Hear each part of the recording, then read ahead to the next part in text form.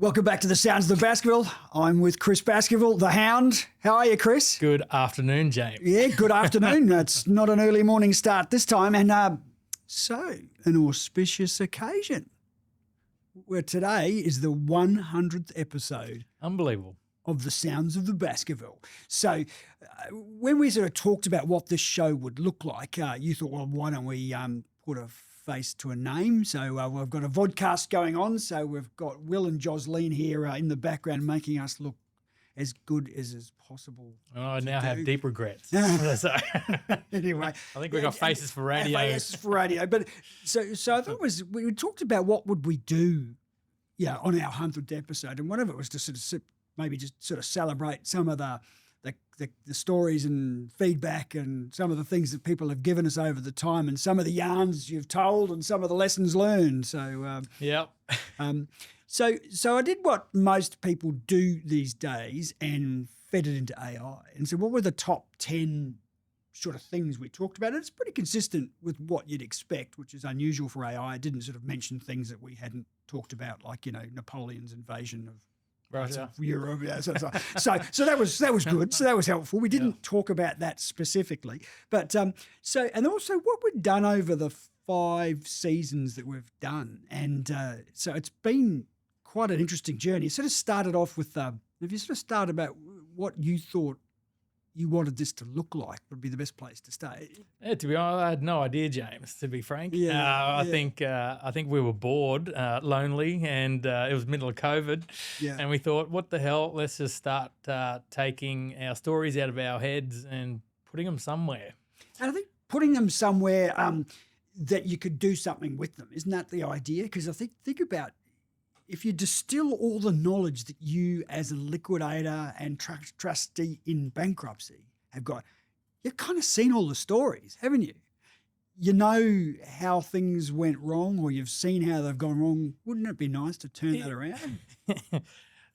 I'm still being surprised. There's nearly 2 decades in this industry. Still surprised. Not quite shocked, but there's like, oh, that's interesting. So there's always something to learn. New, because I think, business evolves and you get new challenges. And I think the latest challenges that we're coming up against is the digital age, which is records are no longer stored in a filing cabinet anymore. They're no longer stored in archive boxes with rats and stuff gnawing through them, or magically in flooded, infested lands that magically get destroyed every time the Risen River floods. Oh, I like that episode we talked about when someone said never waste a good cyclone. Yeah. So those old chestnuts of sorry, the factory burnt down. I've got the computer. Yeah, you can't really do that in the interweb and the clouds, can you? Yeah, I know how you can start a fire. I don't know how you can start a flood. Yeah. So you think back to when we started. A lot of it was about, well, why would somebody listen to what you have said? If you've seen businesses at the end. And I suppose when we thought about it, it was about, well, if 2 or 3 people could listen to the podcast, and sometimes that's about as many people who do, but if 2 or 3 people could take a message away and say, hang on, if I could avoid that mistake, then won't I be the better for having listened? We've had feedback from people who've kind of listened to all the podcast and sort of seen what they need to do or to turn things around, which is great. Yeah, I think it's when you spend your entire life and all you just see is disaster and failure on scale, right? And it's just one after the other. I think there's perception and that our perspective we come with, and from all different industries, all different walks of life, that we take it for granted. Like, that's just our Monday to Friday. And I call that our version of ordinary, right? But our version of ordinary is someone's version of extraordinary.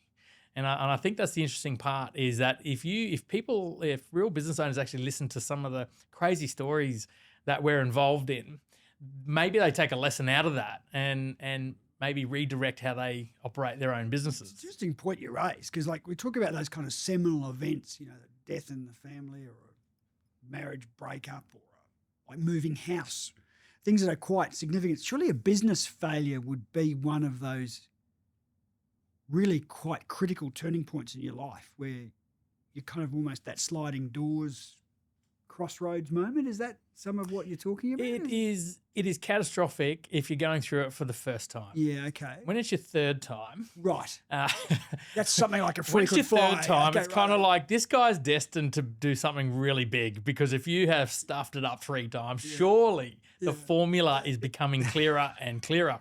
And I've met a few people that had fallen over a few times, and then the 4th business, it's a rocket to the moon, and you never see them again, because they're playing in a stratosphere that none of us can reach anymore. And more power to them. Yeah. And I often say to business owners that come in, let's just say first failure, I say, well done, you've just achieved your MBA. What do you mean? Yeah. I said, you're a Master of Business Administration, but you've done it the hard way. Because I guarantee you, from the failure, you will learn some impressive lessons, and hopefully stuff that you take with you so you don't do them again. Yeah. So and I've stolen that idea of yours quite a bit, because it's about the same price for a lot of people as a decent MBA would be. Right. MBA is about $100,000. People go down owing millions of dollars. And hold this thought for as we go through this and some other episodes we'll do on camera is, a lot of what you're doing is also representing creditors. So as a creditor listens and goes, well, yeah, great, that guy succeeded the 4th time, but, I did my dough. Yeah. Yeah. 3 lots of people have been punished along the way. Yeah. So a lot of this has also been about, as a creditor, what do you need to do to avoid this happening to you again? Sort of some of that and that's not only when we've talked about people who've lent money to a business or done stuff on credit. We've also talked, and we'll go into later episodes about the man who is known as the Ponzi Killer King for going and finding these dodgy schemes and trying to get money back for mums and dads. So we've covered some territory over these last. I think it's not usually I've got such a short-term memory sometimes, is all I can think about is what I had for breakfast, and I barely struggle with that sometimes. But then when you actually start to a line of questioning or a topic comes out, I'm actually quite surprised that I actually can give a story that's actually relevant and on point. I know, master. Sitting in the deep recesses there of the darkness. And so we talked about that, so digging yourself, the sack of rocks we talked about. We talked about when you're a business in COVID, you've got no income much coming in, well, so we thought.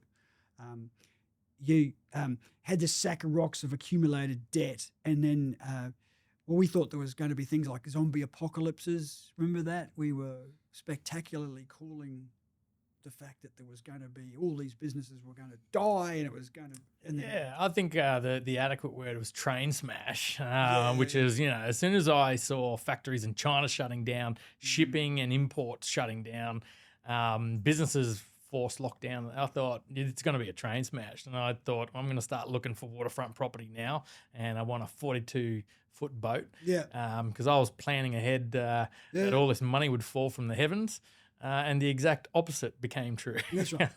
so we had quite a lot of opportunity to do quite a number of podcasts, because we were very bored. We were really bored. We had nothing to do. And it's funny how few people shed a tear when I tell them that story. I think one of my lawyer friends said it best. He said, government's trying to save every industry in Australia except yours.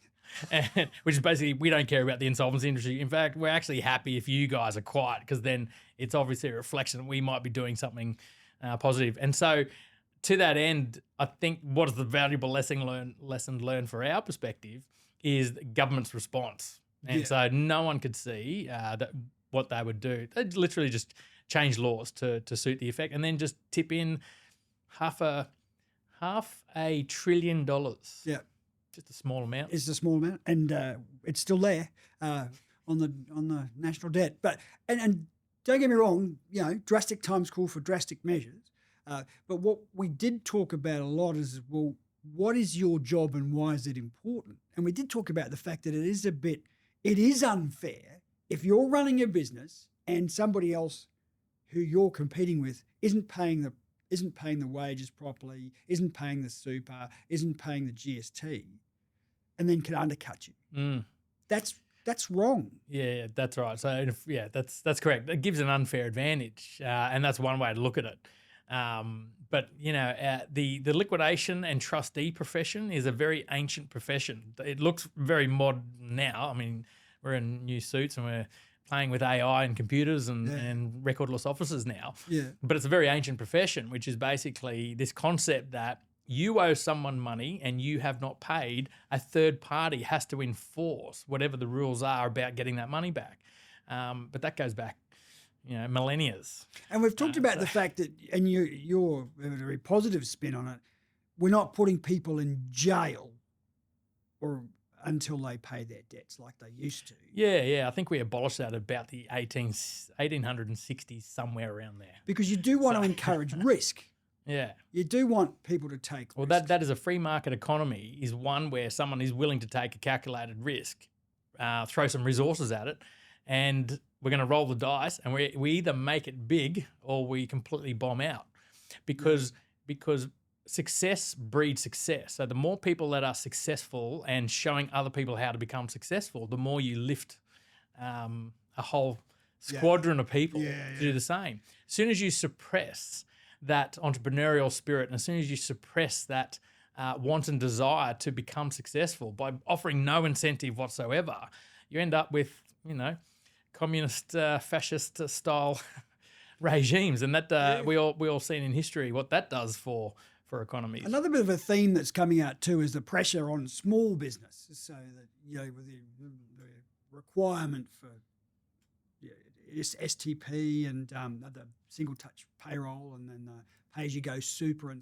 those sorts of things. There's that line between making sure companies are running proper cash flow, but also making sure you haven't got so much regulation and pressure on them that they don't have some elbow room to succeed. And so the other option is you can either become a communist state or a big corporate state where one particular coffee brand is on every corner and everyone tastes really weak coffee. All government regulated pricing as well. Yes, exactly. So everything is exactly $4.50. That's right. No one can charge a cent more. So maybe just to go back then and say, well, then if you're crazy enough to run a small business, and we've talked about that a bit, I thought a good place to finish 100 is back into the mind of the people who are prepared to have a go. The people who we aimed this at, if you are running a small business or want to take a punt, and sometimes it's going great or sometimes it's not, well done you for having a go.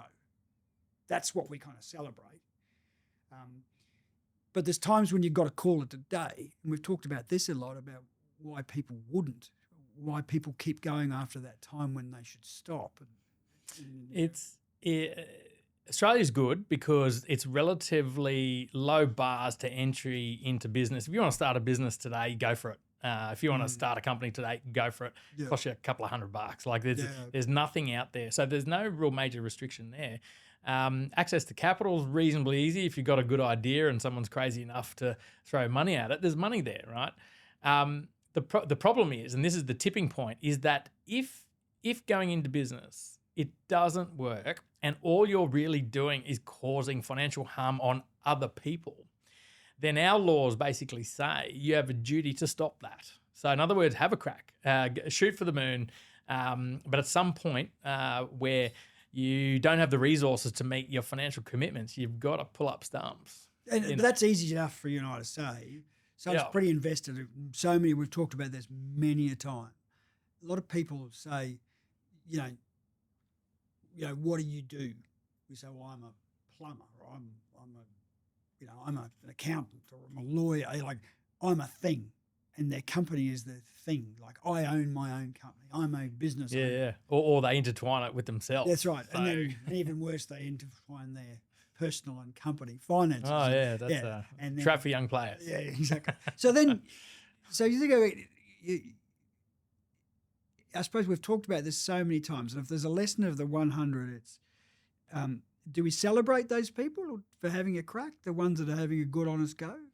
But how do we get the message to talk to you? Yeah, I do. I think anybody that's having a crack at business you should tip their hat to, because there's a risk involved in that, right? But the reward is that you can generate a lifestyle better than what you could if you were working for someone else. That's right. So, and there's some people out there psychologically cannot work for someone else and probably should not work for someone else. Like we know a few. I might engage a few from time to time for professional services, but there's just people that can't work for them, another person. So they have to be in business. That's all they know. And they'd rather live and die by that sword, you know. So, you know, I tip my hat off to anybody that takes the risk. And I think that's the entrepreneurial side of me, and that's probably the business side of me would celebrate that. But understand, you know, there are guys like us that can help people when your business starts to go pear-shaped, and we're here to help, you know. And our guys are crazy experts, trained, educated, well experienced, you know. So why not, you're a new business owner, this is your first business, why not talk to the people that have seen this a couple of thousand times? Now, what you've talked about, and you said this in one of the very first episodes, so that sort of, it's about, was it plan for the end? What was that? Begin with the end in mind. Yes. Yeah. Stephen Covey. Yeah. 7 Habits of Highly Effective People, James. So what's that mean? I mean, basically have an idea of where you want this to go. Well, if you're going to start in business, what is your end goal? Like, is your end goal to run this business until you go to the grave? Like, I mean, that can be a goal. Is the end goal that in 5 years you want to sell? Is the end goal you want to grow so big that you want to do an IPO listing and turn it into a publicly limited company? Or is your end goal that you just don't want to work and it's just a job? Like, what is your end goal? So, yeah, I think you should always, before beginning almost anything, begin with the end in mind. What do you want this business to achieve? What do you want it to? What's the outcome that you're searching for? Because that sets your true north, and then you direct your business to achieving nothing but true north. And then, if you want to know where true north is, it might be a direction, a complete opposite from ever seeing you again. Because other than maybe take you out for a drink or a nice meal, thanks very much, Chris. You saved my business, and I got a sense of direction. And and the other big thing that we've talked about a lot during this is separating, you know, family assets, like making sure you've structured yourself properly so that you understand the risks you're taking. Like, how many cards are you putting on the table? And that's another thing that a conversation with maybe it's not liquidator, maybe it's life coach. Sort of business ending psychologist, I don't know, without putting hats on you're not qualified. I often say to people that you never want to meet a liquidator 9 to 5, but you do want to meet a liquidator 5 to 9. Well, happy 100. Thanks, Chris. Thanks, James.